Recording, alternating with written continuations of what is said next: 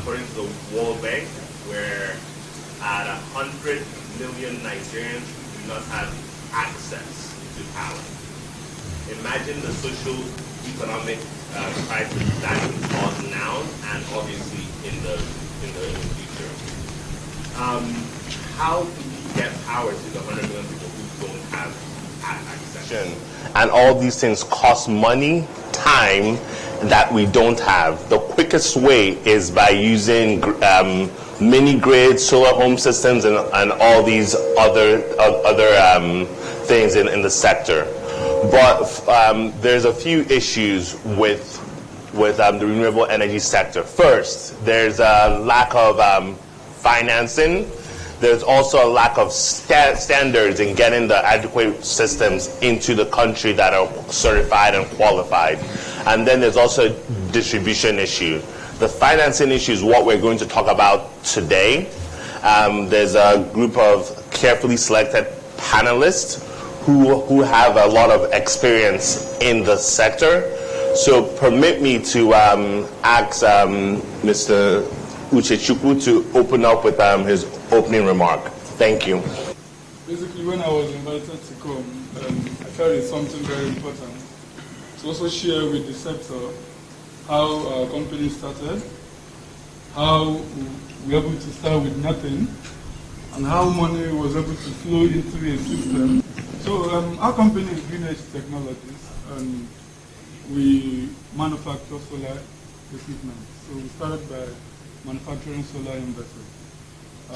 We started that in school in our third year, basically because there was the problem of power in the area where we stayed. So a group of 5 students came around trying to solve power problem for the students. So and the first thing we asked was, what part of this equipment is the costliest? Because at every point in time you introduce solar system or solar energy system to someone, the problem is money. How should the person pay for this product? And the second thing he also thinks about is longevity. How long is this thing going to last? If I compare this thing with my generator or compare it with the grid, is this something worth doing? So we noticed that the inverter forms part of the central control system of the solar energy component. So we thought to ourselves, if we can get this thing because of having this particular system down, is it going to solve the problem? So that was the first question we asked. The second question we also asked was, if we produce inverter instead of solar panels, is it going to add more value to the economy, or to the sector and those who use the system? And we noticed that solar panel, even at its first stage of development, we quote, stays up to 10 to 15 years in everybody's house. So if you buy a solar panel, no matter how bad you are at using it, it should last up to 3 years. The only thing that may spoil within that small little time is the wire. So the wire may get bad, either because of the current flow or because of the resistance in flow, accompanied with the zinc you're using, because there will be heat. So after taking some of these records within us, we noticed that the inverter is something that spoils often. And it also controls how the battery operates, the way the battery behaves and also interacts with your home. So that was why we ventured into getting something that can save the industry and change the way the battery behaves, but also prolongs the life of the battery. So the things we noticed in the productions were that, first, we noticed that the Chinese man will always want you to be happy. So he produces a system he gives you, and he wants you to enjoy the battery, and he wants the system to last so long so that you come out tomorrow and say, wow, solar system is good. That my solar system lasted for 24 hours. And he understands that we here don't have a good knowledge of what batteries are meant to do. And he also understands that the battery capacities given to you have ranges you should drain them. But because that particular market is a very big market and it's not even within the scope of we Africans, he doesn't want you to put your eye or your memory into thinking about connect it to the battery or connect it to the panel. And you start draining the battery when there is no sun, and the sun gives you power during the day when there is sun. So, but the battery is the most expensive product. And as you drain the battery, it has percentages in draining. So when you drain the battery from 0 to 30, the battery is healthy a little. You drain it from 30 to 50, the battery starts suffering. You drain it from 50 to 100, the battery may not last up to 2 years or a year with respect to what the manufacturer has given you the battery to do. So most of the inverters around, we are doing this thing. So you put an inverter in your home, the inverter drains your battery till the next day, taking out 100%. The next day you start recharging again. You start charging the battery, and you are happy. Because somebody outside or somebody on the roadside has told you that with 2 small batteries in my house, that you can power your house for a whole day. And you are very happy. So you decide not to go to that man that will tell you, please buy 4 or 5 batteries or more. But because someone can confidently convince you that 2 is good, and you tested it and it's working. So that was what was happening in the industry. So we then said, we must come into this mix and create a system that can at least save the days or the number of years these batteries last. So the first product we were able to launch, that was in 2017 December. We brought out the system, we tested it in our house, how to scout for batteries around, and there was medical center around that needed to dispose some batteries that we are suffering from the same problem we wanted to solve. So we took the batteries, charged some of them, and started using them for tests. Some other people, like there was a bishop very close in Renewable, needed to solve his power problem. And his challenge was that he spent over 5 million to put a system, that's 5 kVA system, for his just a small estate, but that was Bishop Quarter. So he spent that amount of money and the project did not last for more than 2 weeks. He called the developer, and the developer came, did some work, got under contract and traveled out to Germany. He didn't come again. For 2 weeks, 3 weeks, the bishop kept complaining. So one of the seminarians there was a cousin to my partner, to one of my co-founders. So he called him and said, Emeka, you are doing solar now, come and help us. Come and help us. This man has spent a lot of money. So when we came there, it was an opportunity for us to test the systems we designed. So we brought those systems. The most interesting experiment that launched us into the market. And since then, our company started growing. And that's basically how we survived. Thank you. All right, so let's come over to Info. Tell us a bit about the journey Solar Sister has gone, and then also around the finance and I've been able to make it work. Okay, good afternoon, everyone. So for me, I'm going to start my journey from around 2011. That's when I joined a project. It was called Access to Renewable Energy Project, funded by UNDP and Bank of Industry. Prior to that, they had done this research on what the challenges of renewable energy was in the Nigerian sector, and how, what was hindering adoption. And the number one challenge was access to finance. So the entire project, it was a $4 million project, was geared towards how do we catalyze the market, the renewable energy market in Nigeria. And so in that project, I was responsible for capacity development, for policy makers, for project developers, and also for the commercial, for financial institutions, more importantly. Because at the time, a lot of banks, financial institutions, commercial banks, as well as microfinance banks, didn't have the knowledge or the know-how on financing renewable energy projects. They just didn't understand it. And so a lot of times when project developers send their proposals to them, just for that lack of knowledge, they just, anyone who knows bankers know they are the most risk-adverse people ever. So once they just see it's something they don't understand, it's just almost automatically a no. And I think we did a research at the time. I think only one bank had successfully financed a renewable energy company.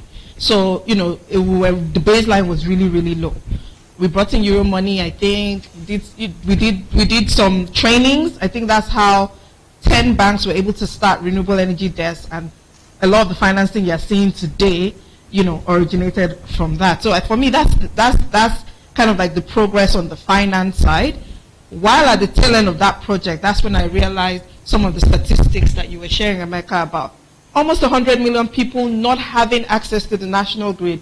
So for us to have access, we know the frustrations that, PHCN gives around the irregularity of the power. But just to think that, another half of the population do not even get do not even have any light whatsoever. So for me, that's how I got, and then I also have a background and a passion for gender equality and women's economic empowerment, and I think those two together brought me to Solar Sister.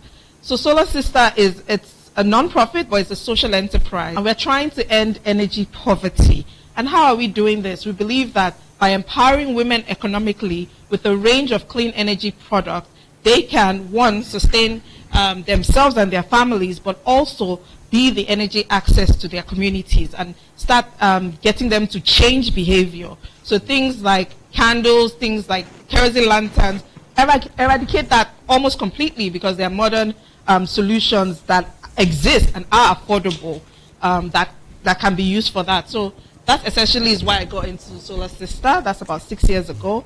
And since then, we've been pushing this network. We've been able to grow the network now to over 1,500 women across 26 states in Nigeria. And we try to focus on off-grid, underserved areas, because we believe that that's where the greatest impact is. We use a lot of small products, not as big as what the other panelists were saying, but also trying to solve those challenges, like the hazards that come from harmful fuels and also from hazardous ways of cooking. So for me, that has been the journey so far. All right, so let me ask you a quick question.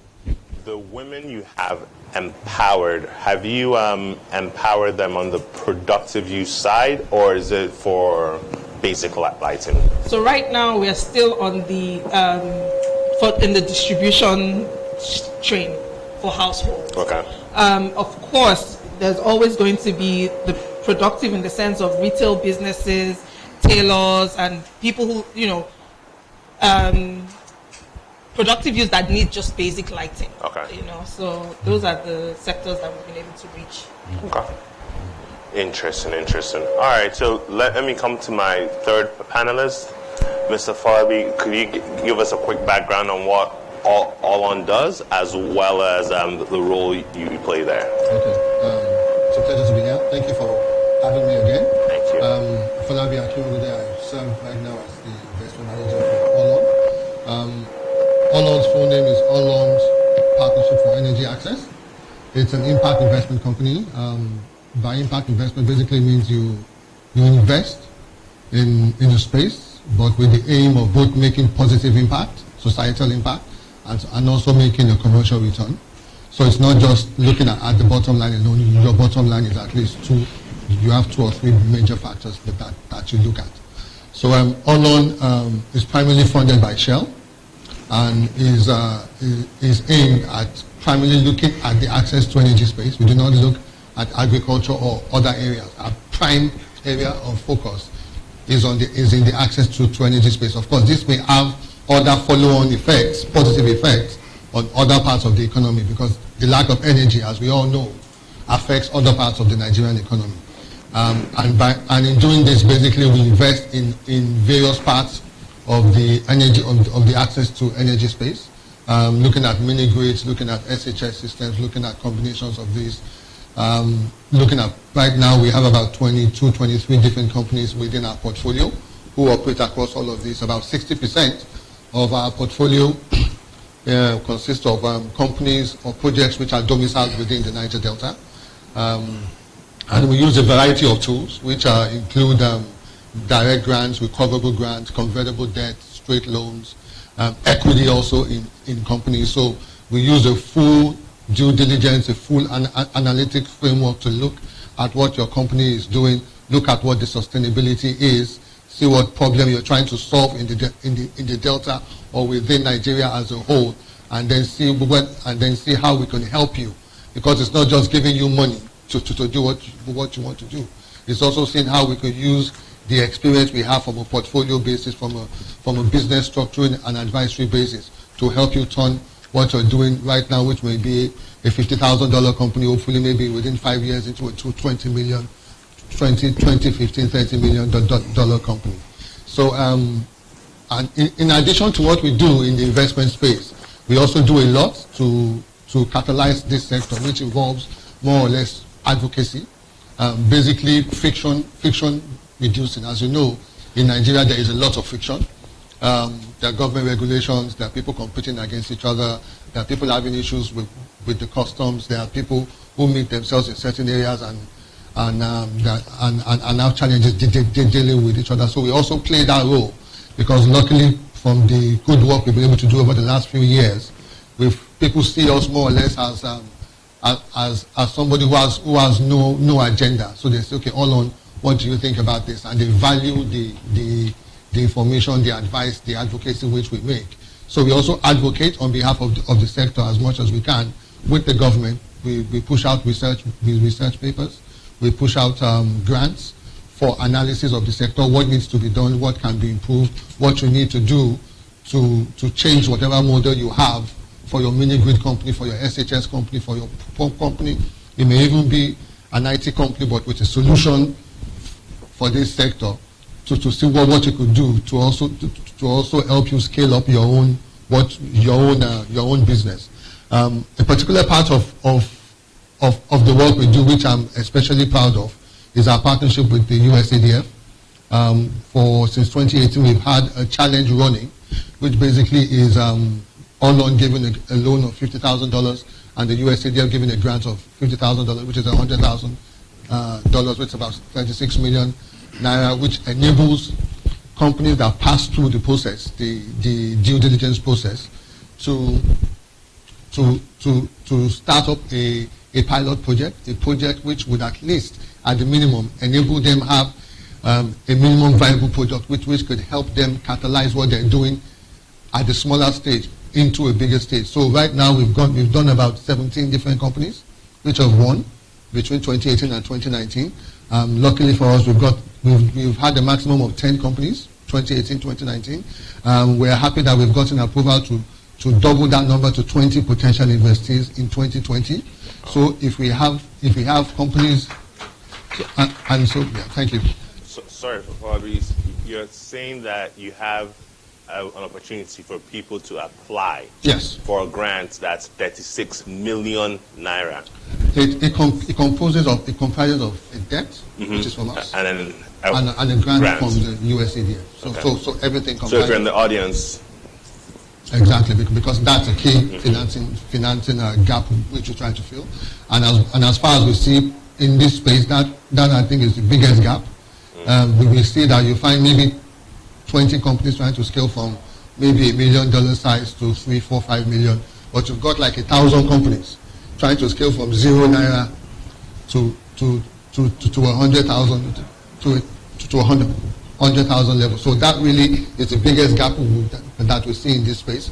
And what we also hope to do, because I'm sure if you have my colleagues who are in the investment space in this area, in this room, they will tell you that there are very, very few deals which are really, really in that space. And most of the deals you will have in that space. Are we all Nigerians? Most of the deals that you have in that space are typically non-Nigerians. We have companies which are sponsored by people who are not Nigerians that come here, either from Kenya, from the US, or the UK, or whatever. And we try to do our little bit to ensure that we have our own companies, our own Nigerians who can do this, who can scale up. So our view is that right now, since we only have about 3 or 4 companies which are operating at the maybe $2-3 million stage within Nigeria right now, is to use this USADF as a platform to build the next set of giants for this sector. Of course, we will, if they pass, if they do well, be part of that their growth journey. Because in terms of our investment thesis, what we have to do is to spend as much as $1 to $3 million on potential investees that meet our growth and performance metrics. This is not free money. We are investors. It's not government money. We're not dashing it out. But if we see that you are serious, if we see, as I was talking to one of my colleagues out there If you say that you are a marathon runner, you are not a sprint runner, you are in this for the next 10, 20, 30 years, we will partner with you if you first of all pass this stage and see how to grow your company to the next level. Thank you. Fantastic, fantastic. All right. So this tells us that there's money in the room, right? Yes. Fantastic. You like that, right? Let me come to Dr. Albert Okorogu, who is my Oga, to give us a brief background. He has a bit of history in the space. Doc? Well, thank you for inviting me. I feel so old listening to everyone on the panel. But one thing is very gratifying, and my story is going to be left for another day. But I arrived this country a few years back. When I got to this country, I was invited by the then President Jonathan. And when I arrived this country, there was nothing like renewable energy in one central location. We have pockets of ministries, departments, and agencies executing what they termed as renewable energy with no policies. So one of the first things we did at a national level was to begin to orchestrate the formation or putting together a policy, because even at the time I came to Nigeria, that was 2013, a lot of investors were sitting on the fence. Nobody wanted to jump in because they didn't want to lose their money. We had to have a policy that works, that makes investment easier. So I spearheaded the putting together of what is known today as the Renewable Energy and Energy Efficiency Policy for Nigeria. And the moderator, Mr. Meka, was all there at the time this was happening. I also went ahead to conceptualize the so-called Operation Light Up Nigeria. And I went ahead to build the first pilot in this country based on renewable energy. And I'm happy to tell you that even today, the city is called Durumi. It's about a few kilometers away from my town in Abuja. And the place is still lit up. People are still enjoying the dividends of renewable energy lighting. And I went on from there to move to other things. We went to NIPP, National Integrated Power Program, where I tried to manage the fossil generation of electricity, after which I left for France, joined a utility company as executive vice president. And in recent times, I was invited by my now ex-governor, unfortunately, to Imo State, Nigeria, to develop the power infrastructure in the state. When I first got to the state, it was just like history repeating itself. It was similar to what I saw in Nigeria when I got to Nigeria. It was practically a state in darkness, dilapidated infrastructure. Everything has collapsed. Feeders, transformers, believe it or not, over 600 communities in the state were without electricity. And as I traveled around the state, I found that there were even people in some remote areas who have not even seen electricity before in their lives. And it's a painful situation. And you see our children studying with lanterns, candle lights. They sniff the fume from generators everywhere. And you can imagine the kind of diseases that these children have. And in the seat of power in the state, the civil service headquarters, they've not seen light in the last 8 years. Wow. Everything, and you see or you hear this deafening noise of generators. And when you arrive in a complicated and complex situation, like you begin to, it's like a mosquito arriving at a nudist camp, saying to God, where do I start from? I mean, it was so complicated, and I have a convoluted system. So, when I saw these challenges, one of the key things I began to do was to strategize. What are the strategic initiatives, things I could put together to begin to address the challenges we have in the state? And these things came about. The first port of call was to establish an independent power agency whose objective and vision are aligned with the key international organizations and even donor agencies. And we call this agency the Imo State Power and Rural Electrification Agency.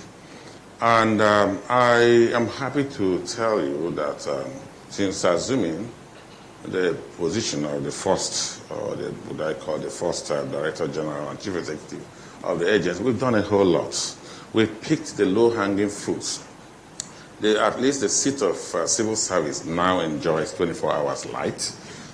We have a lot of areas that we have actually electrified.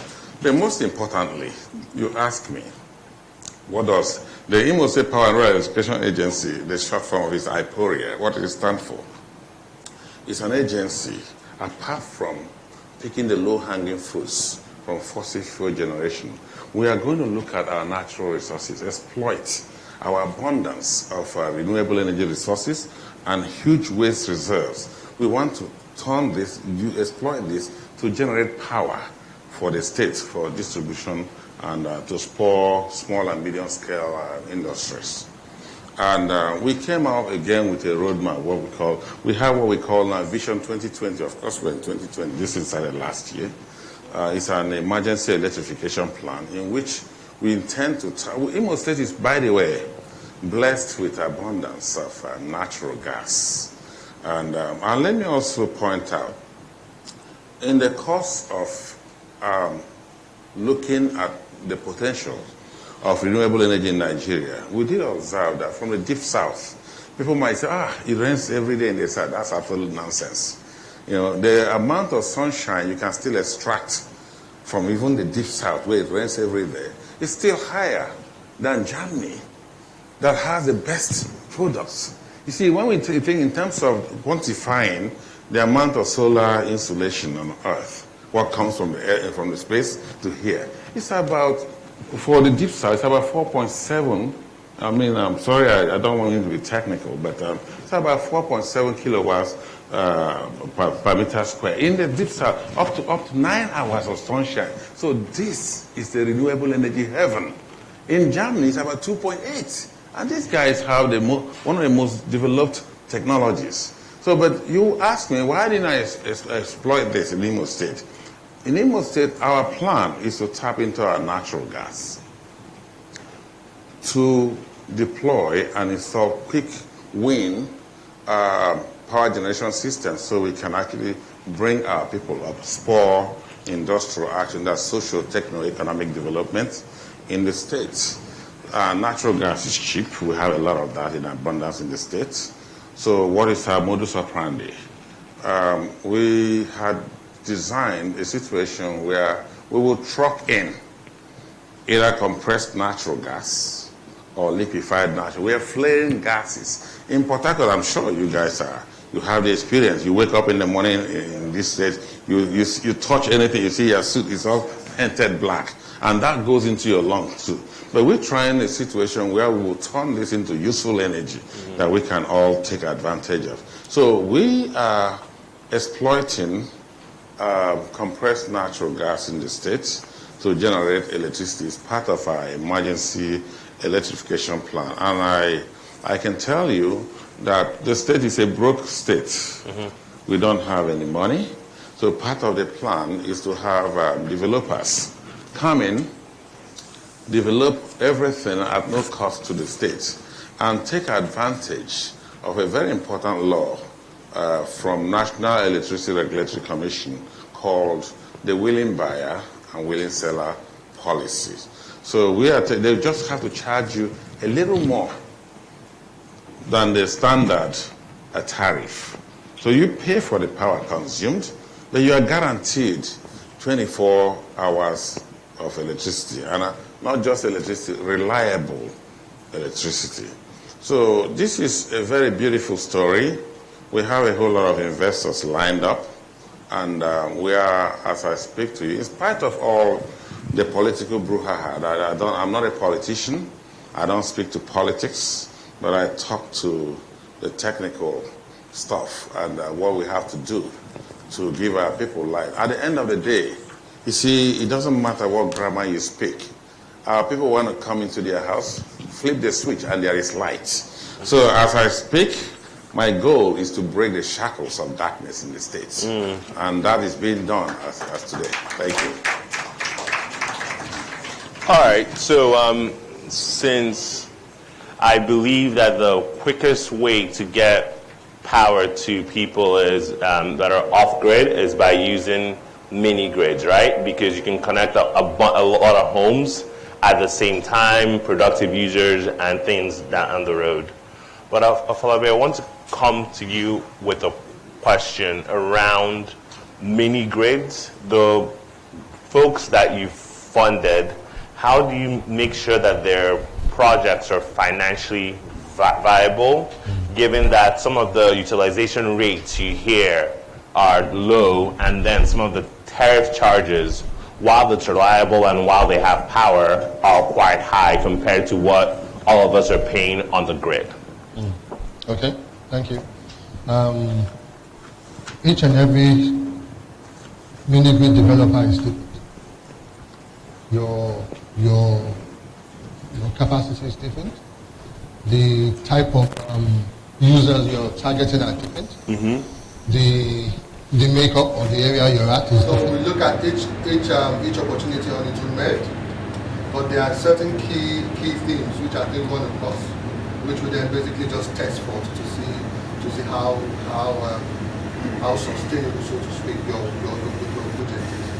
I believe the number one challenge which we see is that, as which was also mentioned, is that we see a lot of these grids are oversized. So as much as possible, we try to see, okay, we want to build a 60 kilowatt grid in an area where full demand at the end of the day is only 20 kilowatts. So once you do that, we've got a 40 kilowatt difference, and that 40 kilowatt is extra capex. It's capex you didn't need to expect. It's capex that lengthens the length of time you have to use before your project makes it. So the key part of the work we're also doing right now is to seriously challenge the models which you bring. Is this grid really needed at 30, at 40, at 100, at 120 kilowatts? What have you done?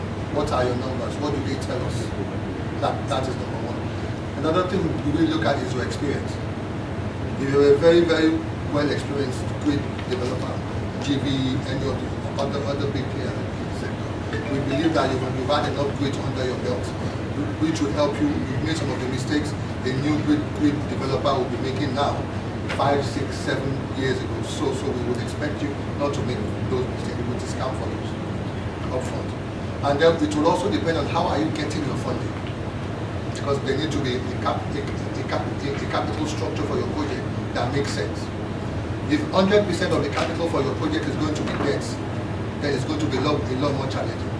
Because once you layer that debt on top of the cost for the project, it takes a longer time. Your IRR drops and with all the challenges that comes from. So you now decide, what do you then do? Do you bring in your own money? As much as possible, we try to make sure we have developers that also bring in their sweat equity, not just now, bring something in. Whether it's 10%, 15%, 20%, we can work that out. But then there's also the element of, we have a lot of DFIs in the space right now who have capital that can give you grants. As I just mentioned, our own partnership with the USAID. There's a World Bank program which is being managed right now, which includes the IEA. So there are programs in place. How much of the capex for your project can you get funding for before you actually need a loan? Because once you reduce that, once you reduce the loan component for your project to as little as possible, it makes everything a lot more manageable, a lot more profitable. And then something else that is also critically important is the makeup of your users. How much is productive use? How much is home use? How much is used at the farm? Do you, for example, have an anchor customer? Do you have maybe one big farm nearby that maybe processes yam flour or something and can use, maybe if you've got a 60 kilowatt mini grid, can use 20 kilowatts up front, 30 kilowatts up front, and you have a PPA with them?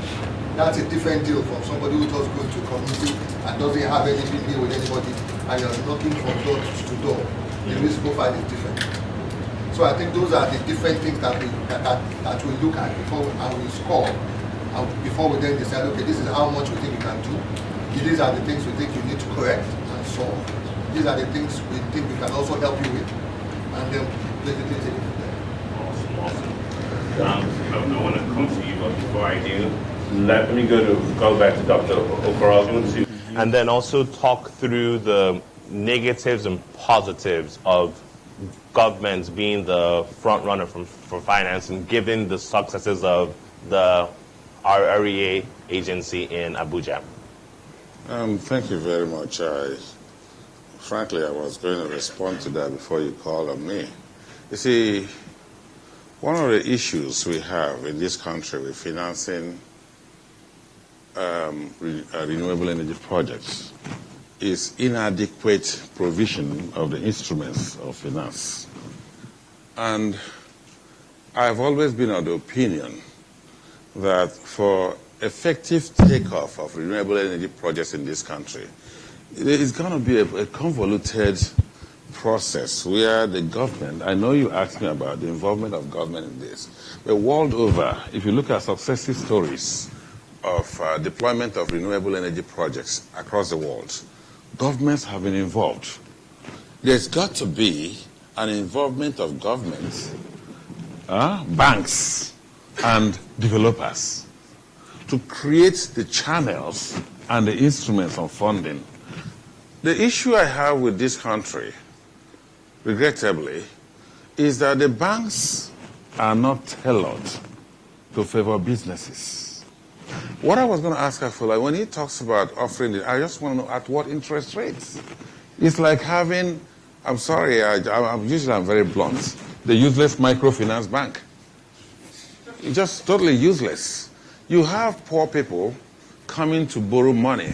The question is at what interest? You know that this poor man or woman will not be able to pay back, and yet you give them that loan because you intend to take over their business at the end of the day. You ask for collateral. Things you ask for are out of this world. So the issue, Mr. Moderator, is that, quite frankly, for us to have successful implementation of renewable energy, there's got to be a marriage between government, banks. We have to change the banking policy in this country to favor businesses. And unless that happens, every other thing we are talking about is just, in my opinion, useless.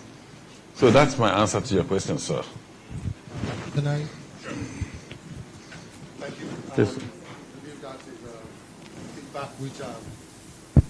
that is feedback which we take and which we also realize as a company. I will assure you, sir, that we do not charge the kind of interest rate that the banks charge. Good. And a key part of the work we do at All On is also deal structuring. So we try as much as possible to structure your deals in a way that makes it work for us. Fortunately, Greenage is one of our recent investees from the 2019 USAID programs, and they will confirm from the discussion we had last year that the way we restructure it, for example, I will give you examples. We will more or less give you a moratorium for 6 months to 1 year. That's good. We could decide to do a convertible debt with you, use that option, and the convertible debt would insist that probably you only pay me the interest on the loan, and then I can decide to capitalize at the end. Can you explain to the audience what that means? Because, it's good to, I understand what he's saying, but as a former professor, I like to explain things from the basics. Okay. So what that means basically is that because you're a new company, you're a young company, you don't have probably 5 or 6 other projects or opportunities which you could use to also pay or service this loan. You could structure it in a way, for example, that you would only pay. You would first of all have a moratorium, maybe 6 months or a year. We can work on that, so that for that 6 months or a year, during which you develop your project, you don't pay interest. You can then decide and say, okay, let's have a convertible debt. A convertible debt basically means that at some point in the future, at some trigger date in the future, we can decide to use the amount that you owe us, turn it into shares in your company.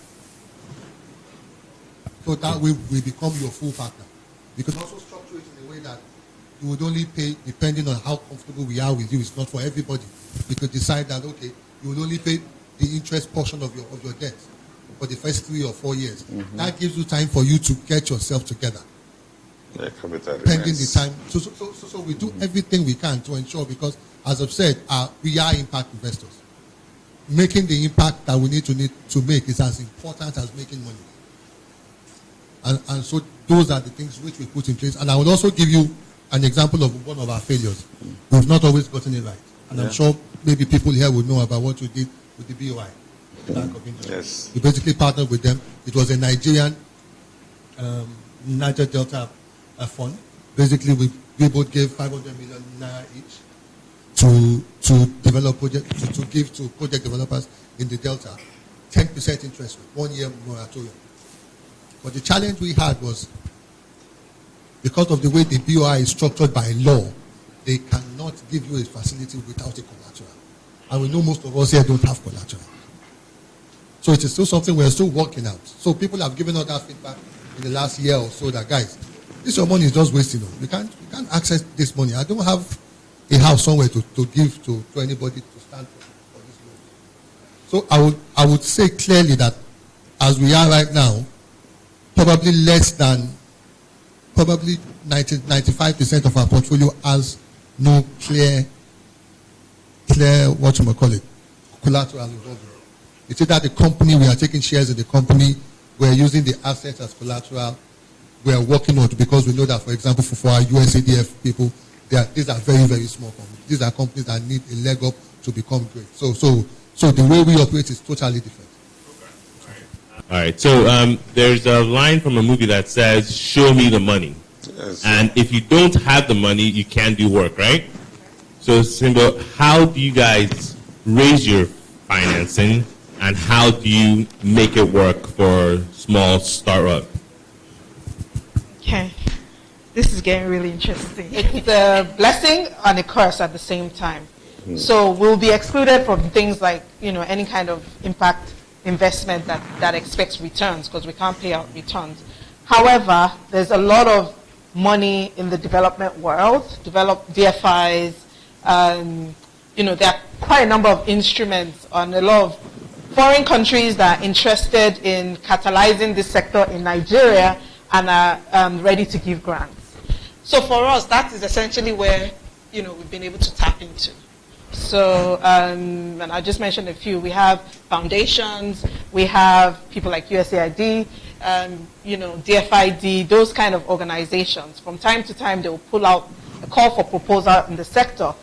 And also, I would say we're a little bit niche in the sense that we focus on women entrepreneurs. One thing that we say is energy poverty is a gender issue. It has a woman's face. And so quite a number of these instruments also favor women entrepreneurs. So I don't know if that, maybe that's a blessing, but that's a lot of our financing. We've been able to hinge on instruments that kind of touch on those 2 points. We're also focused on the entrepreneurship bit of it. So the ability of the products to keep making money, in that sense. So that also is attractive to some funders, and that's kind of how we've been able to just pull here and there and here and there. So I think for us, that's really how we've been able to structure financing.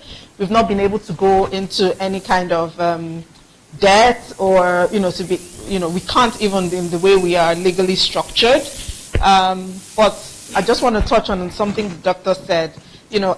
Ultimately, impact investors are in it. Well, let me not say impact investors. Investors are in it for the money with an agenda.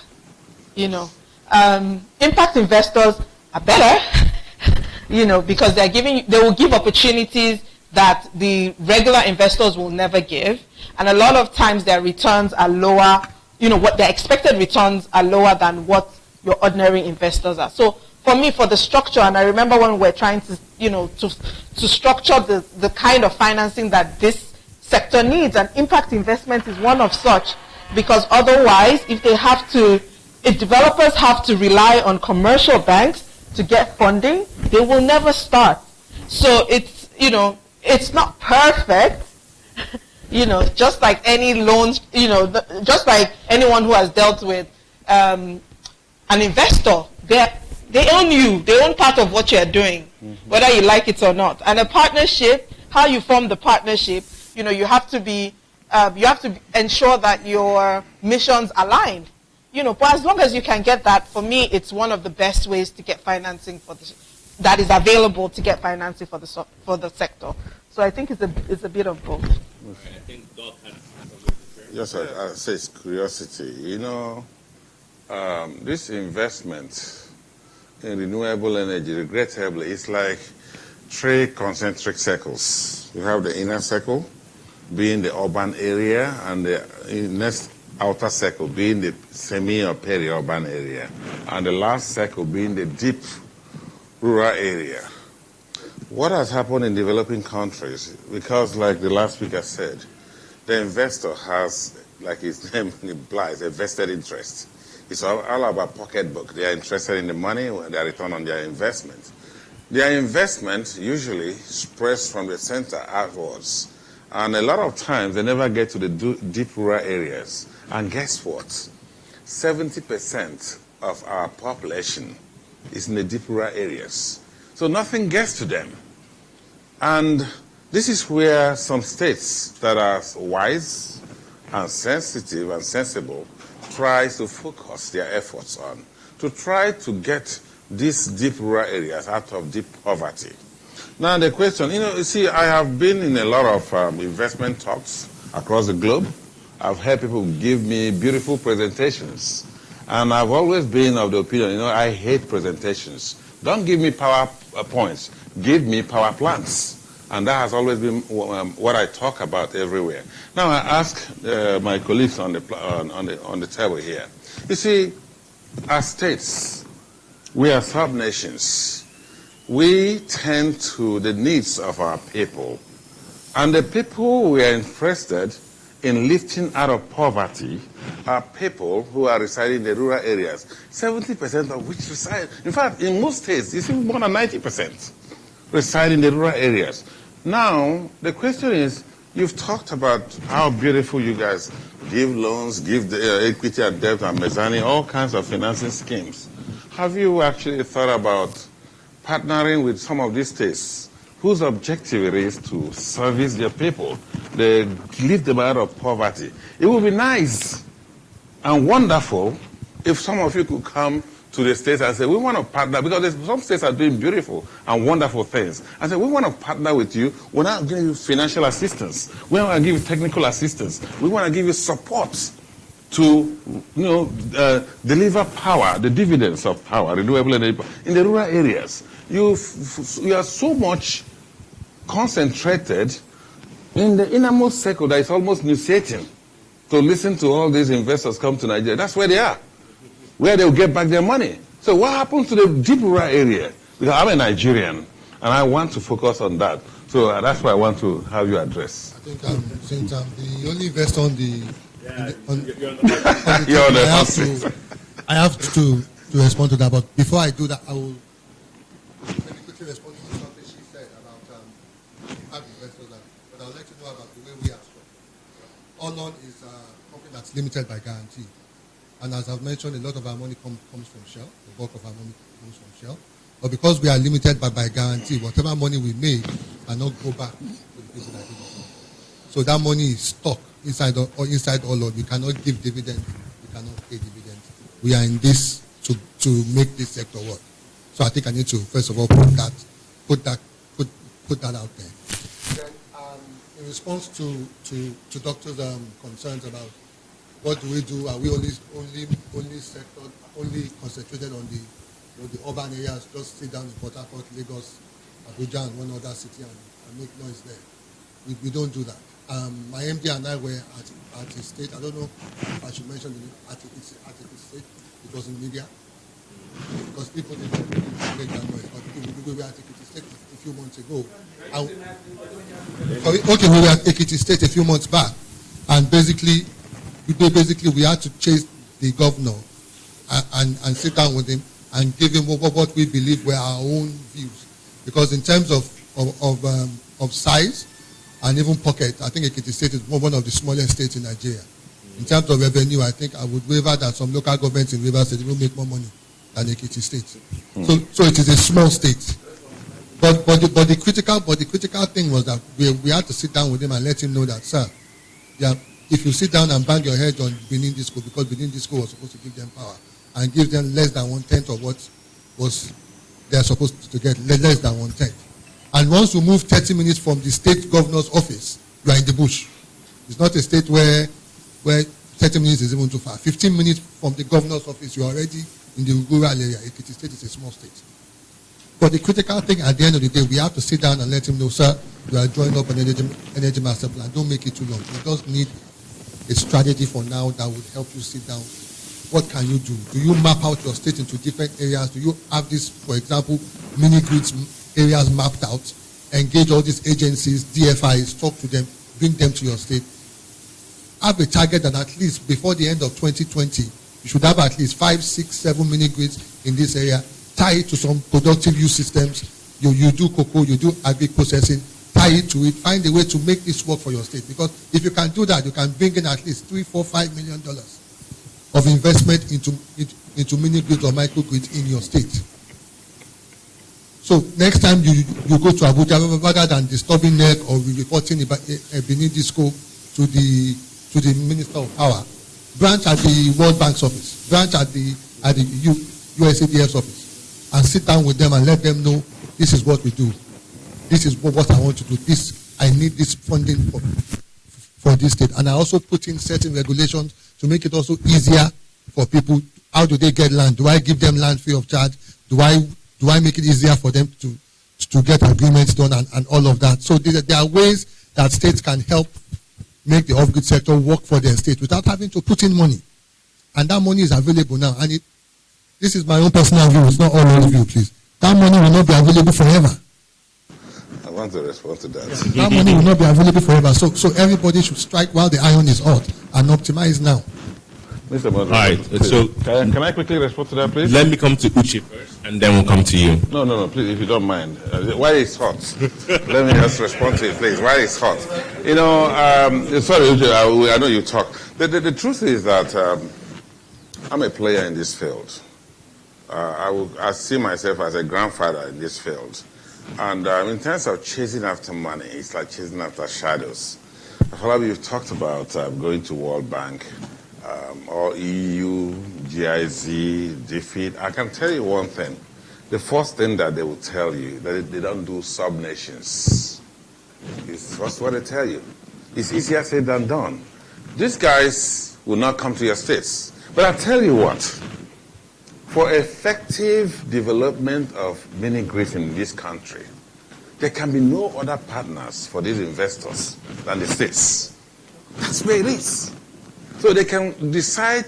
You see, I have had a confrontation, in fact, on television with World Bank, and I'm not afraid to tell them to their face that this is hogwash. You want a development for Africa? Come to the states. Partner with the states. But the first thing they tell you as you begin to seek funding for your projects is that they don't do sub-nations. But it's unfortunate, regrettably, in this country, there are also some states where their presence is felt. So why can't they spread it across all states in Nigeria? That's a question they have to answer. So when you talk about going to war, believe you me, ask about me. I have knocked on every door in this country, even internationally. They want to come in, though a few of them are aligning with us. And I'm hoping at the end of this discussion too, you will align with us too. I'm hoping to have you visit Imo State and see what we've got there, to see how you can help fund some of our projects. Actually, we are forming cooperatives. We are getting locals involved. You see, power is something that every one of us is hungry for. There's a lot of thirst for power.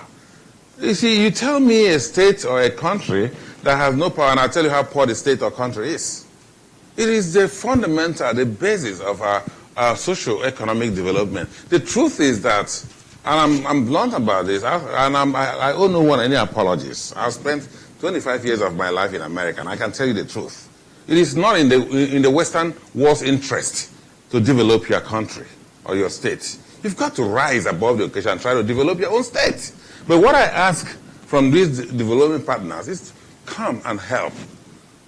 Our people are living in the rural areas, burning candles, firewood to cook, getting poisoned by toxins from this. Help us. If you really mean to help us, move into the villages. Stop spending your life in the urban areas. Look, we all live in the urban areas. It's comfortable. I don't have to think about how I'm going to sleep at night, whether it's going to be hot or not.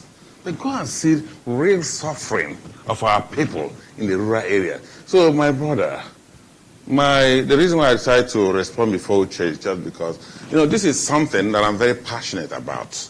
And it hurts me as I move around this country. At the federal level, I moved around this country, practically to most villages.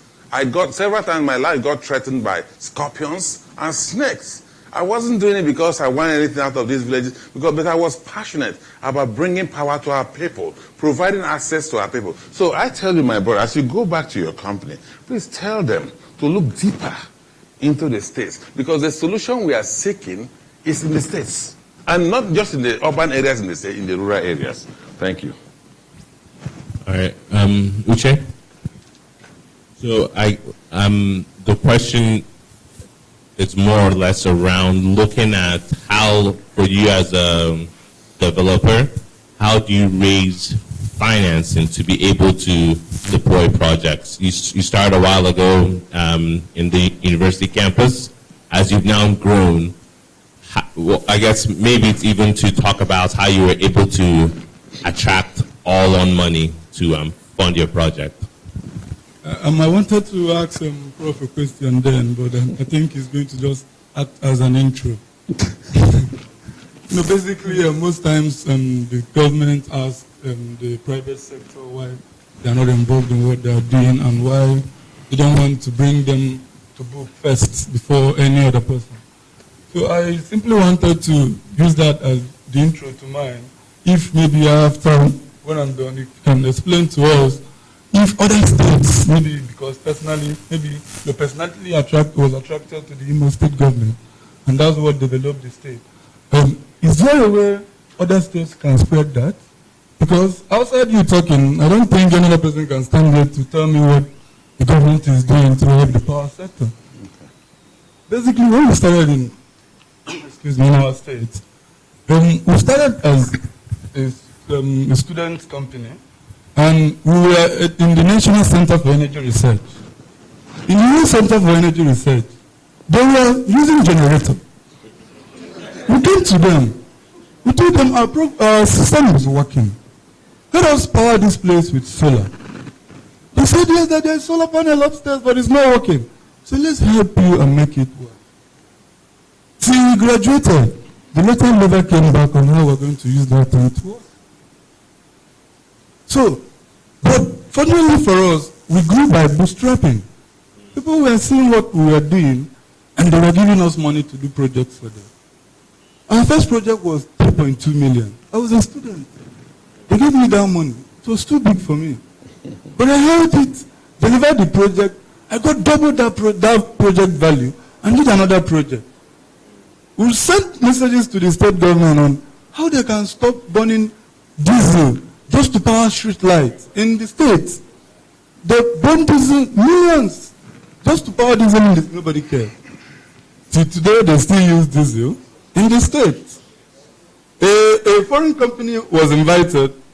Luckily enough, one of my friends was working there. He told me that our company have come to Enugu State to know that the state can stop using generator for their street light.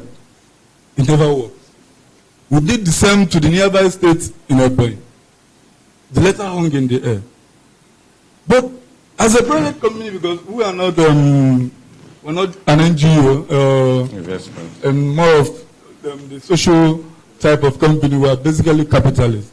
So when aside the bootstrapping mechanism, the other way we raised funding was basically via debt and equity. So we are looking for those who actually want us to use their money and do a business instead of putting the money in the bank. So as the local company, it was easier for us to think towards that direction. Because we had so many lecturers around, and so many friends who would prefer to go and stock their money buying treasury bill, looking for 10% returns on the money, instead of either helping businesses around to do their business. So we focus on trying to convince these people to give us their money to do business. So instead of selling the business as normal buying and selling business proposition, which is common outside, started selling the value of what power can do to people. Started telling them how they can change the society, just like what Prof is trying. Without power, even education won't work. Yes, sir. We will be in third world is a good number to give to a country that has light. Okay. You don't have light. That's just the problem. So when we sold some of these ideas to people, some people accepted to partner with us. Some people gave us money. We used them to do our project. From there, we got equity investors that came and said, let us invest in your company. You are doing well. Let us give you some money. Well, we'll take little equity. So we got so many of them knocking at the door. But just like Sister here said, you have to look at the thing behind your mind. What is in the business that is not money for them? So we selected some few, we selected two then. And expanding our partnership, we also met developers who told, this is what we do. Can we partner with you so that you stop doing either what you are doing currently and do something that is scalable and can also help the person nearby? So in doing that, we expanded, even meeting a friend who is here, Chinedu. He spoke last time. We practically expanded our network from Enugu to Port Harcourt with our products too. And we got in touch with so many other people in other states. We went to Aba, not going to Imo. Yeah, went to Aba, we got people like that. We give them our product. We told them this is how we can change the market landscape of your renewable energy. And so many of them bought into that. Some of them even went to the extent of looking to get funds to invest in doing the business. Chinedu did that, and the guy in Abad did that. We got one man also in Abuja. They invested a lot of money. Some of them brought up to 20, 30 million and said, this is how we want this thing to go. I'm investing this money, can we achieve this our dream? And it worked. So basically when we started, it was bootstrapping. The time came, it was more of debt, and after that, investment equity came. So I think that was what led us to all of it. Okay. So, I wanted to say, as you know, we in the Southeast, South zone, the information gap is too much. Basically, most time, we don't know what is happening around. Honestly, till last year, I never knew there are companies that can come and give you free money. As an Igbo man, I believe if I work... It's not free. Not getting free. That impression is not free. You know, they said there is a grant and there is Equity, yes. So, so we in our own side, we call the grant one free money. Yeah. So, and basically, I just bumped into some friends that were shouting about free money. So I asked them, how does this thing work? They kept explaining. I said, no, that this thing is for people that have impact. So as a company that started small and have good traction with impact, I said, let us apply. And when we applied, we discovered that their vision, it's not because it's here, notice that their vision and what they have in mind directly aligned with what we want to do. So it was very easy for us. They looked through our papers, we scanned through, they said, they even paid us, they're giving us the money, and we used them to do the deployment. Awesome. All right, so how many developers are in the room? So if you want free money, you know who to meet back. I know. But more importantly, if you want to know how to apply for the all-on grant and want to figure out the steps you need to take, you should meet our friend Uche here. Before I go to audience participation, one thing that has bothered me since I've been involved in this sector is this free money, like Uche says. It's free and it's good to have it. It's a way to start. But I think what I always wonder is, how do we stop this cycle? We need to get to a willing buyer, willing seller model. People pay absorption rates for power throughout the world. in Nigeria, our tariffs on the grid are cheap and our tariffs off grid are a bit high. How do we make all of this magic work to get to a number that we Nigerians can actually pay for what we use and use energy efficiently? Sambo? I'll come to you last for audience participation. Go ahead. Okay. Really interesting. Listening to the panelists, Nigeria's situation is like that of a frustrated child, in the sense that where do we turn? Like, if, I'm listening to Doctor and I feel like I'm empathetic to his situation, and I agree with, most of everything that he said, because he's absolutely spot on. However, where do we turn as a country? The government is who we look to be the load. A lot of this off-grid distributed energy are supposed to be, alternative to fill in the gaps. Who is responsible for powering Nigeria? How do we come back? You say we should stop the grants. The states are broke. Okay? If the states are broke, they need money in order to do what they need to do. So it's like a circle. I see this all-on investment, I'm not speaking for you as well, as one of the things, it's one of the solutions to a problem that is already a challenge that exists. And you didn't create that challenge. That challenge was already there. And this is actually trying to solve the problem. So for me, it's a circle, and it's a really, really frustrating circle. For a person who is really patriotic about Nigeria, I don't think that we should depend on foreign aid. I think foreign aid is making Africa poorer. Yes. Largely.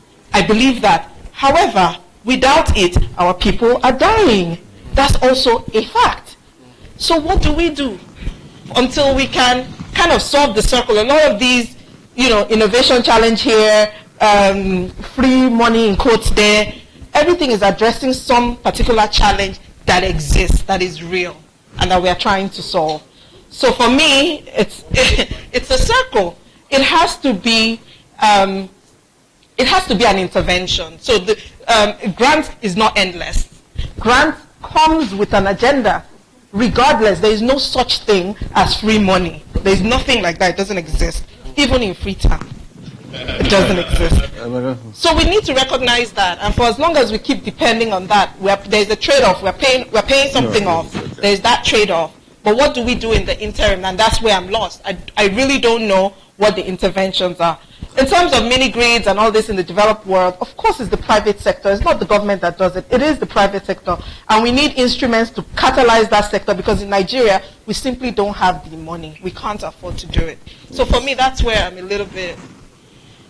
Before I go to the audience, Dr. Parker? Yeah, the last week I talked. Thank you very much, Mr. Moderator. Before I offer a solution to what she just said, I know most of us here drink. Some of us smoke. Some of us have, expendable money for good time. What I have done in Imo State, and something I had actually advocated on the national level, is the formation of what we call cooperatives. Individuals can get around. She was asking a solution. How do we solve this problem? Individuals can get around, make contributions, and begin to fund mini-grids. The one thing that has not been clear in this panel is the definition of mini-grids. What is a mini-grid? What is a nano-grid? And what is a micro-grid? These all have their regimes of operations. And I can tell you something about, in December, I was playing with my son. I have a water borehole. I created a potential, that's difference in height of my water. I used the water hose.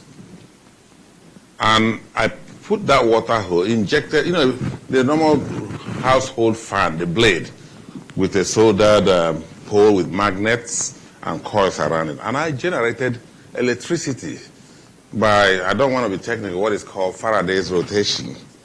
So I tell you what, these are the kind of things. I have a boy. He had no understanding of what he was doing technically. But he invented a generator that uses air, and he had no comprehension of how that was done. I invited him to my office, and I explained the physics behind what he had done. And I'm also encouraging it now. I'm bringing out the state's money to try to sponsor that. I have also gone ahead to begin to establish centers of excellence. I've gone ahead to establish centers of excellence in some universities, local universities around. If you ask my honest opinion on how we can stop this cycle of poverty, and believe you me, all of us you see here, you will see us gathered again sometime in the future, talking about the same thing. Nothing has happened. Nothing has changed. We come in here, have beautiful presentations. We go out there, have lunch, dinner, or what have you, and we go home. Nobody thinks about it. I'm tired of that. All of us here, go back to your village.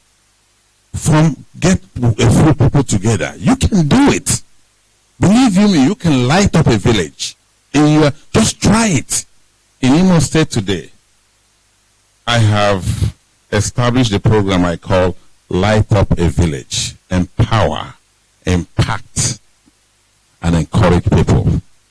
And it's working. Just recently, last December, I had some businessmen come into my office. They said they want to establish a mini grid. And they are coughing out 200 million naira to do this. After I told them how they can go about doing this. So when we talk about loan, yes, I like seed money from the Western, maybe NGOs or investment organizations or donor agencies to help kickstart projects. But always have at the back of your mind. I know a lot of you heard about free money and you're jumping up. Believe me, there's no free lunch anywhere in the world. There's always something you have to pay back. So let us begin to think about cooperative processes, how we can band together. Even if you fund 100 kilowatt, even 10 kilowatts mini grid, you know the normal parlance of our better pass your neighbor. We have that equivalent, an analog of that in renewable energy too. You can start small, power a few houses, and I challenge all of us here. It's a money-making thing. You are allowed to make a little quid on the side, paying above the standard tariff. The average tariff is about 35 naira per unit of electricity, which is kilowatt hour. You can charge 40, you can charge 45, you can charge even 60, even 70. If you're a good businessman, you can squeeze 70 naira out of people. The law allows you, so long as 60% of those that are consuming your electricity agree to that, NEC will sign off on that. So please, see renewable energy in Nigeria as an opportunity to make money. Don't always think you will go back to the funding agencies and get them to fund your projects. Think about it. That man in your village, I'm sorry, that has stolen all Nigerian money and he's built a mansion in his, go to him, he might want to put the money in the renewable energy. Thank you. The moderator and the panelists, you've done a very beautiful job. My name is Nonso Asonro. I represent Aprinet Power. We started here in Port project in Abuja right now. We basically do DC mini grids. Where I want to get a little bit of clarification is on what Orlon is doing, which is quite fantastic anyway. Initially, I had this understanding that Shell actually backed Orlon to present some kind of impact on power projects across the Niger Delta. But I understand that's kind of being extended to the whole nation right now. The solar and renewable energy space in Nigeria is still very much developing. Some might say it's at the infant stage still. We have a lot of new ideas, new business models even, that can really fit in more with our own environment here. But we see that we keep on bringing in things from outside there that's working over there, and we expect them to be replicated here. How well is Orlon structured to actually partner with and assist companies, developers, individuals even, that are much more interested in developing things, even if it's right across solar, which is already, we have a great potential for solar here. But in business models and also in systems that are very much more likely to work here, we are doing DC. We developed a system that's inverterless. We also developed a DC wall socket. We know we only have AC wall sockets, but DC is much more efficient when it comes to solar because solar is generated in DC. And a lot of appliances today that are very much DC ready. Even our phones, they all charge on DC, our laptops, televisions, there are DC refrigerators everywhere. So how well are we able to actually promote some of these other models that would really work much more for our own environment here? Yeah, my friend over there, Uchechukwu, is doing a wonderful job developing inverters locally, but we can also be much more energy efficient if we're able to maybe work together, develop our DC sockets and a whole lot of other things that will actually make energy much more efficient, because the improvement in efficiency also leads to cost reduction. If we save something, it will definitely get money. We'll save more money and then be able to deliver more with less. Thank you. My question will be going to the doctor over there. You made mention about Imo State having a quantum of gas, natural gas reserves. And I'm really interested in that because a couple of years back, I actually worked for a company and we built a gas flare-down project for ADAX in Izombe. So it struck a nerve in my head. I would like to know what Imo State is currently your plan towards the utilization of the natural gas you have in terms of electricity generation, because I'm really interested in that. Thank you. It's Eche Otaku. I have a few questions to ask, and one of those is this. There are various stakeholders in the renewable energy industries. Basically, we've all been talking about developers. But actually, there are some stakeholders who actually take this product to the market. You can develop, but getting the right market audience to get this product is another thing. I was in Oka yesterday, to be precise. I met with some persons in government institutions who actually wanted solar energy for their basic appliances in their house, and they had a target audience of over 1,000 persons. They were willing to give, to embrace the package. Now, they have the fear that renewable energy, solar, is expensive. First, in what way will Allon try to see how they can come in to subsidize solar for people? Then secondly, to also support the other non-developers who are actually the people that will take this product to the market, but yet do not have the fund to carry out such business. How does Allon support non-developers? Because at the end of the day, it's a win-win thing. You develop, looking at the value chain. There's someone there who is willing, who has a structure, who has the capacity, the expertise to target a market niche and attack and sell to that market niche. How do you support those kind of small companies coming up? Thank you. Doc, I'd like to say I love your passion. I love the work you're doing in Imo State. But personally, I think Nigerians are a bit skeptic with respect to government playing a role in power supply. We know the history. I'd also say that I think it'll go a longer way if government takes the role of policy making by creating access for private organizations to come in and play. We've been talking to a few people in Imo State, for example, and like Mr. Folabia said, one of the things we want to see is where can we find productive use of energy? Because it's not just about providing energy for people. Business is not cheap, it's not easy. Like Uche knows, Uche, you don't own equity for that company. 2017. I'm glad to say that from the timeline out, I and my team were one of the people who believed in what Uche and his partners were set up to do. So arguably, I got one of the first systems from you. You're very correct. Well, congrats to you guys and kudos. Thanks to Olon.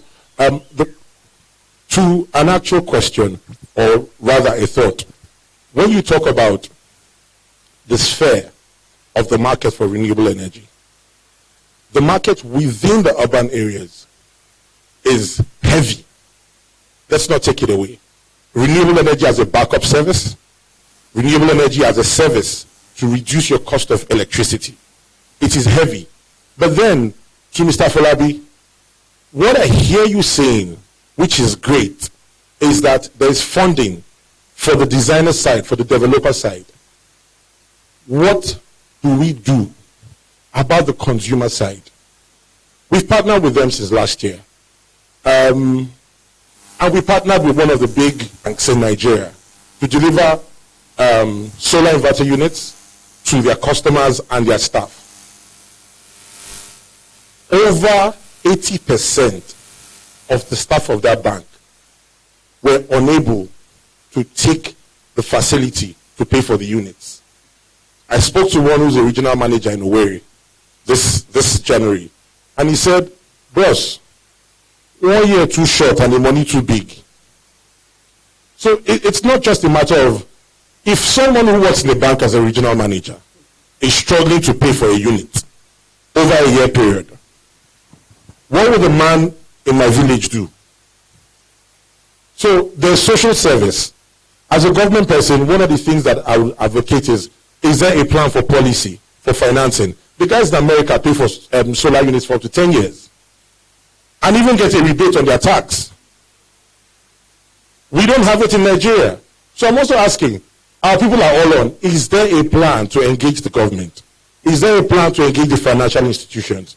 Because the longer it will take for people to pay for this product, the easier it will be for adoption.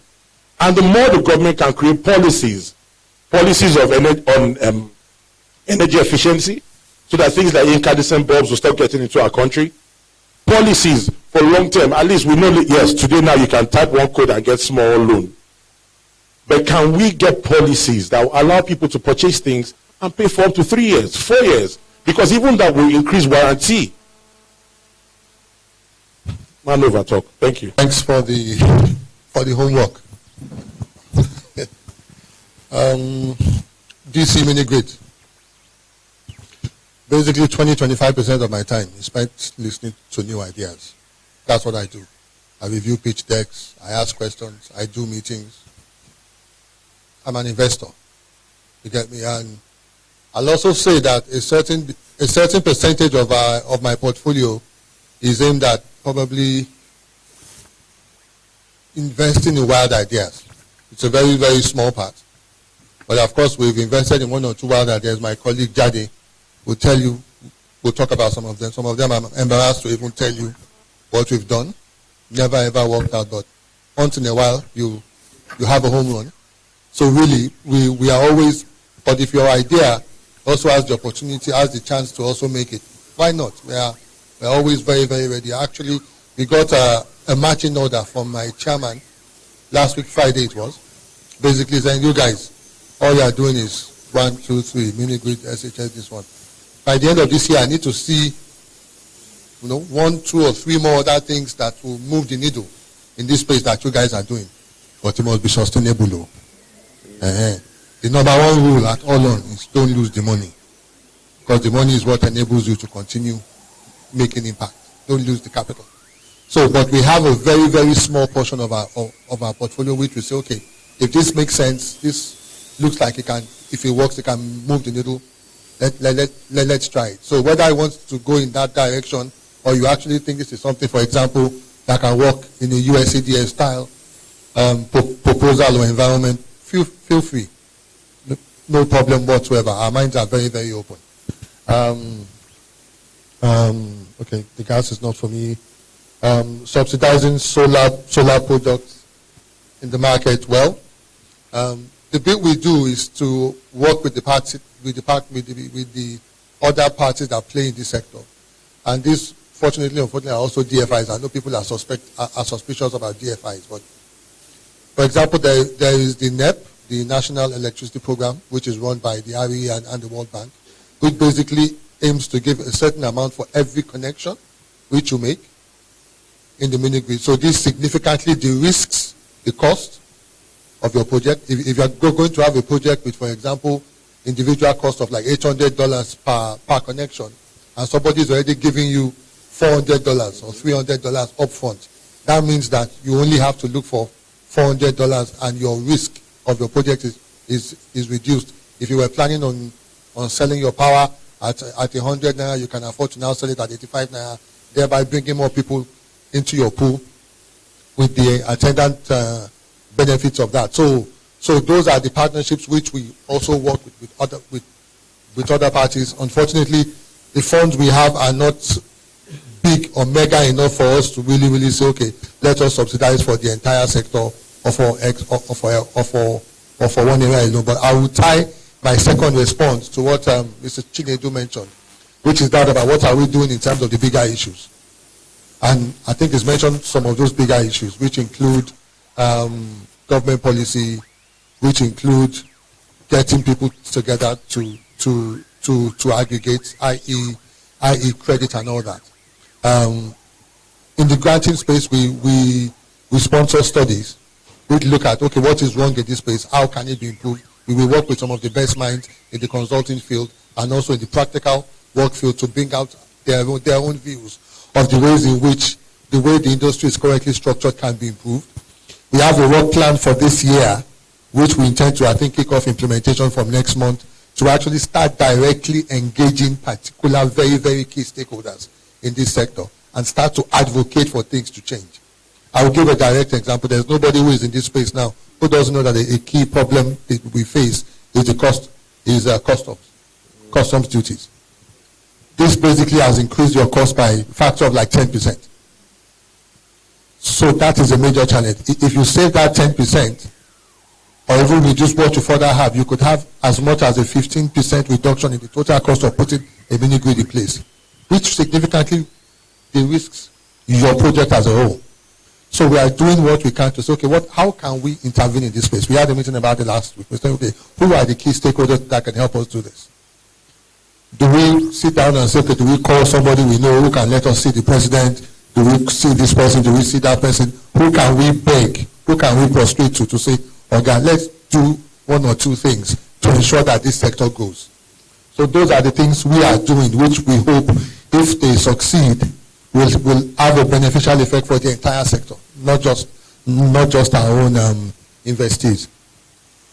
Then okay, back to the consumer lending thing. I think it's a chicken and egg thing. It's a systemic problem. It's a macro challenge. I've had people who operate in this space who say, well, I'm actually not making a profit because my churn rate is so high. So if I have a consumer lending system in place, people don't pay the full money on time and I'm losing money in the process. So I think there are a lot of things that need to be done at the macro level in Nigeria. We are starting that conversation as much as we can. We are looking at also where are the potential investments, because we see this also as a place, as a point where if the investment is well made, you may have maybe one or two big players that can possibly help move the needle a little bit in this area. But the key challenge at the end of the day is that the solution is not from us. If we see the right things being done, we will be able to leap upon it, encourage it, catalyze it. But I think the jury is still out on what needs to be done to encourage people to actually get on that boat. But I think the best thing to do, the number one thing to do, which is still what I've mentioned, is we need to find a way as a country to make the cost of this thing lower. If you make the cost lower, if you can reduce your cost by 30%, it makes it significantly cheaper for people to get on this train.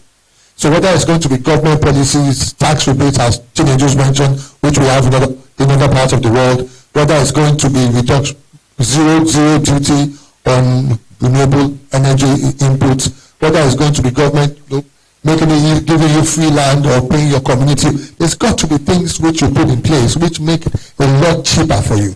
If it's a lot cheaper, people can then say, everybody buys cars in Nigeria. whether it's second hand or whatever, but to find a way to make it work. So I think if you can reduce the cost at that level, then you can bring in another 3-4 million into this pool easily if you reduce the cost at the micro level for Nigeria. All right, just a quick one. Let me push you a bit further in your last response.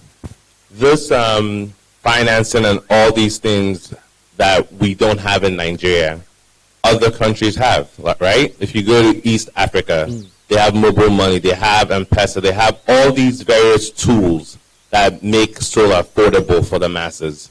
Why don't we have these in Nigeria? Well, it's a very, very good question. And I think it's, personally, I think it's a chicken and egg thing. I think it's also an individual preference thing.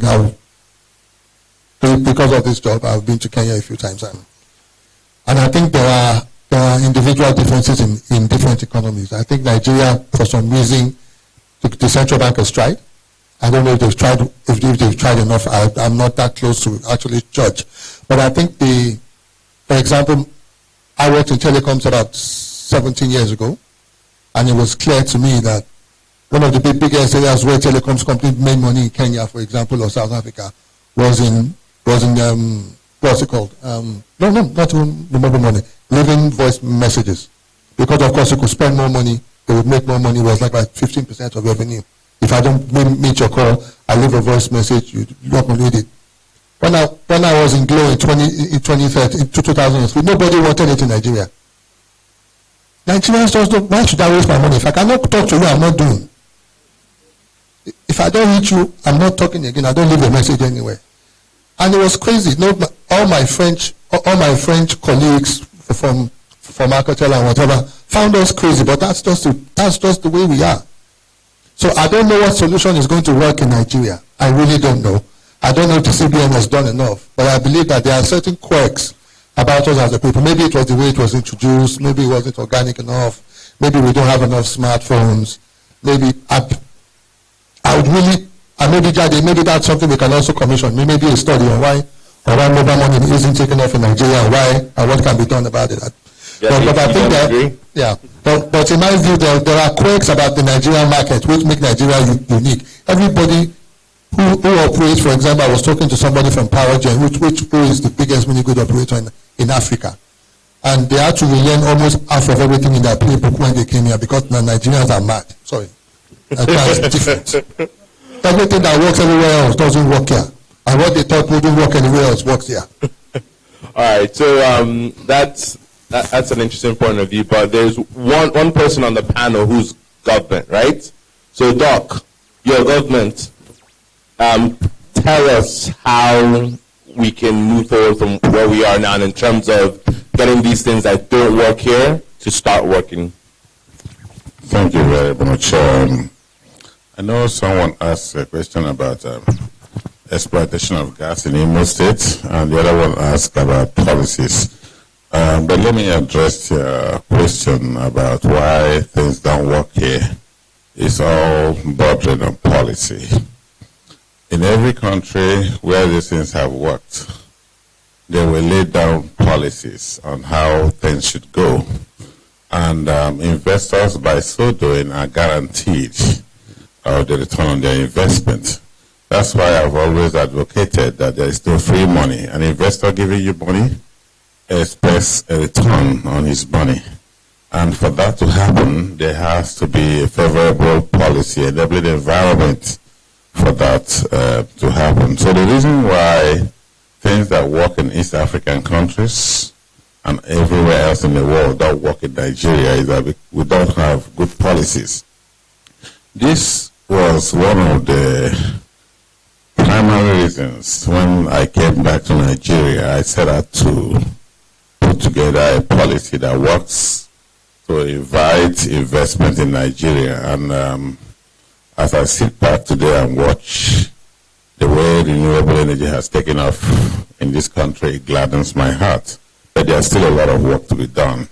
And since 2014, when the very first renewable energy policy and energy efficiency policy was passed in Nigeria, believe it or not, there's been micro or minor revision to that policy, which ought not to have been the way. They would have dynamically revised the policy. I remembered in that original policy we had called mini-grid energy hubs. And in the pilot I built at Durumi, I had an example, a typical example of what a mini-grid looked like. So that is the issue. Unless we have enabling environment and policies that guide our action, things will continue to be the way they are in Nigeria. That's the answer to why things don't work here. Now, to my very good friend and dear brother who talked about gas, I will assume you were not here when I started talking about the program in Imo State, the roadmap. One of the things we're doing in Imo State is exploit our natural abundance of gas. We have flare gas, we have everything we're done. I also want to tell you, in the electrification plan, the cost of a unit of electricity using gas, especially liquefied natural gas, which is the same as your cooking gas in your home, is at par with conventional electricity. I have developers who are coming to the state charging as much as little as 35 naira per unit or per kilowatt hour, which is the same thing that is charged with fossil fuel. So you see that the prices are coming down. Imo State roadmap is premised on 5 pillars. One is that, believe it or not, people still don't know what electricity is all about. Under NIPP, I spent billions of naira in buying conductors. Believe you me, people went and vandalized this and used them for 20 naira hangers. So one of the key things I'm doing in Imo State is going around sensitizing the people, telling them the need to protect electricity assets, and also explain to them what this is all about. This is one of our pillars. Another thing that we are working on is metering and spatial electricity planning. We're all in agreement here that our transmission grid is limited in reach. A lot of people who are far-flung in the deep rural areas have no access to electricity. One of the key things we are doing is we're doing what we call spatial electricity planning. We have to go to the deep rural areas, look at their income levels, assess the energy resources that are available in the locality to see which one of them will be best suited for the environment, and we begin to exploit this. There are some that we are giving solar home systems. You know, the little panel you put on your house and power maybe 2 or 3 light points, because 90% of our needs for electricity is actually in seeing. Believe you me, our people are ready to sweat it out at night and sleep comfortably, so long as you give them light to see. So the other thing we are doing in Imo State is exploiting captive power. That's when you ask me, why not use solar or wind or even small hydros? The reason is that gas is cheap. There's so more, we have abundance of gas in Imo State.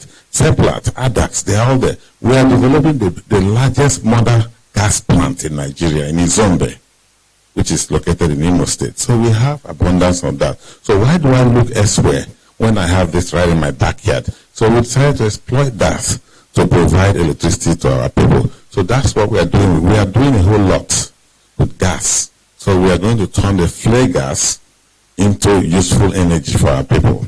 Then about my brother asked about what the government is doing about policies. Let me announce here that I am currently working with the Imo State House of Assembly to ban incandescent light in Imo State. I'm working extensively on that. And it's not just banning incandescent, there's got to be an avenue to help people. So I'm also working with a whole lot of distributors of the light emitting diodes, the energy saving appliances. So to the best of our ability, we don't have money, but a lot of willing companies are coming to the state to help us. So these are, essentially, we have to put together a favorable policy The only reason why it seems as if renewable energy isn't working in Nigeria is our policies. We have to go back to the drawing table. Bring up policies that will encourage investors. You see, we have this wrong notion that there is free money. I always tell you, there's none. The man giving you money expects something in return.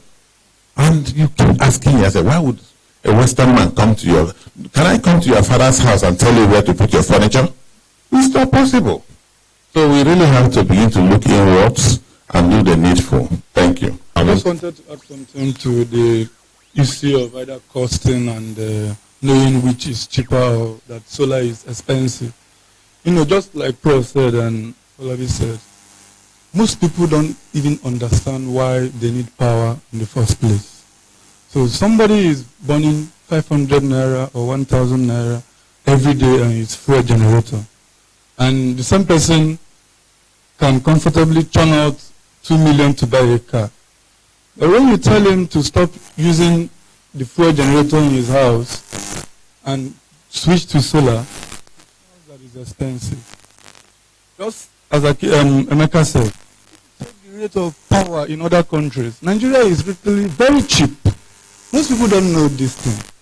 And the awareness rate is so poor. So if there can be an advocacy or something that can raise the awareness of people with respect to what power is. What do you need power for? What is even the cost of energy? Why should you have a yellow bulb in your house instead of a white bulb? How much are you saving? Funny enough, there was a contract I closed. The person, I told him why he should not buy, he can just delay yellow bulb and put the normal bulb in his house. We argued that thing for like 1 month. We kept arguing on why he should just remove the yellow bulbs in his house. Because his project fee was going to 3 million. Because you are using a yellow bulb and you have plenty old ACs. Now trying to explain to him why he needs to change that AC to a better AC that has low power and a bulb that has low power consumption was just the issue. But when he understood that, then he was willing to buy. So most people that say power is expensive or that solar is expensive, I think what they actually don't understand is what is even the actual cost of power.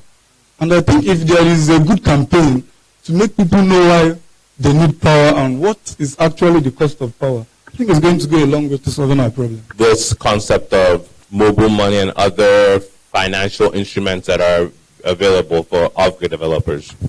Okay. So when they were talking about mobile money, that also sparked interest as one of the solutions or one of the innovative solutions that was developed around collection. Okay. And I also wanted to respond to, there was a gentleman at the back, I think Chinedu, that said a branch manager couldn't afford the system, a regional manager of a bank, and it's just the truth, they can't afford it. That brings to question, what do people really want? Do you want the power? Do you want the asset? Like, if they ask you, do you really want 6 batteries in your house, 5 panels, and all those wires, or do you just want electricity in your house? A lot of people, you know, we are going to the root cause of the issue, and so especially people in the urban circle, as Doctor was saying, you know, they can do with just power. They don't necessarily need the asset. But when you're doing your payback, the financing model for the payback is including the cost of the entire asset. And that's why some of these costs go high. So for me, advocating for, you know, SDG 7, which is affordable, clean energy, the affordable bit is key. How do we make things affordable? And it's not because the equipment is cheaper in Germany. No. It's because they've been able to get solutions, innovative solutions, especially around finance, consumer finance. I worked with Solar City for 6 weeks. That's now Tesla Energy when I went to the US. One of the things that they do, they just go to a customer and they ask the customer, how much are you paying per month? $100. Okay?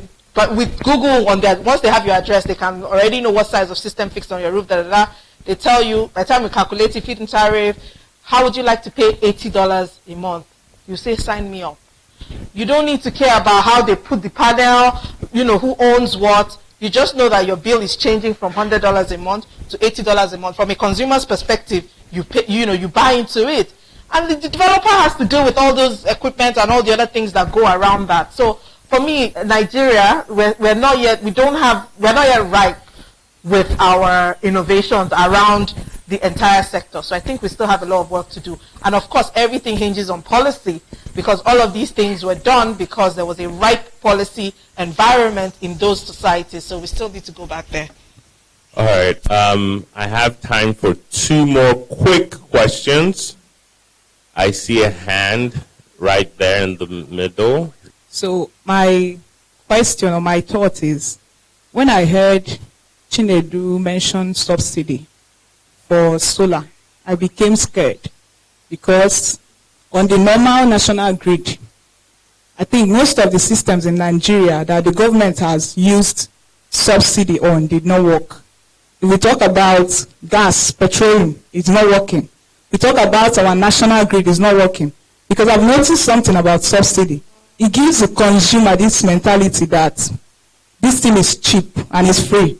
Why the investor get this backup that I will definitely get my money back, even if this person does not pay? So there is no place for improvement. So most people that use subsidy, what they do is that when we place subsidy, then we make place for research to find out why is this product costly. Then we research on it to bring down the root cause. Then when we bring it down, it balances out. So when you give the consumer the impression that this product is cheap, which is the major issue we have in Nigeria when it comes to electricity, we just increased tariff, or we heard rumor about tariff that will get increased, and people are already raking.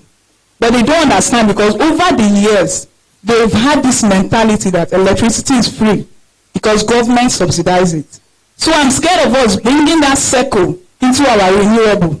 It will be very devastating. So let's not talk about subsidy. If we want to sponsor renewable, let us find a way to invest in research. Let us look at the renewable map of Nigeria. What is actually the root cause why this thing is going like this? Then invest. When I'm an investor, I believe that the most thing that should bother me is how does this business grow, the sustainability of this business. So if I keep on investing money and it's not growing, then it's not making sense. So let's invest in research. We can do research grants like other people do outside the country. We can even go to the universities and involve the students there, the lecturers. Instead of these less project works like things I just do, they dump it to the school and they don't use it. We can pick the best minds from these departments and give them a project topic, sponsor them to make it work, and then we scale it up. That's what most developed nations use. So that's my point of view. Then another thing I want to talk about is, I noticed that there is a common fault in the system, which is the illiteracy of the masses. So I think, and it's very, very vital, even though we think it's not important. So if we can bring up a program, invest in ways to educate even those people in the poorest of the poorest village that electricity, the worth and what's the value, it will be very much crucial. Thank you. Rural dwellers, and have them pay less. I think that would make a lot of sense. So I think we should start thinking in this direction. But otherwise, if you're looking at a businessman like my brother here to come and give you some level of subsidy, it's not going to happen. Because the next question I might want to ask him is, how do you source this equipment? Nothing is manufactured in Nigeria. Do you have a factory that you make batteries? The answer is no. He buys things from somewhere and put it together. We represent a company called Hatech in India. It's one of the biggest renewable companies. But they have not been able to come down. Reason being that we are talking about all these things we're talking, How do they get their monies back? So I think this is the much I can say. I think the next time we'll have more time. Thank you very much. Unfortunately, it's 4:00 and we've got to end. I will ask you guys continue the conversation offline. Thank you for coming. Please, a round of applause to my fantastic panelists.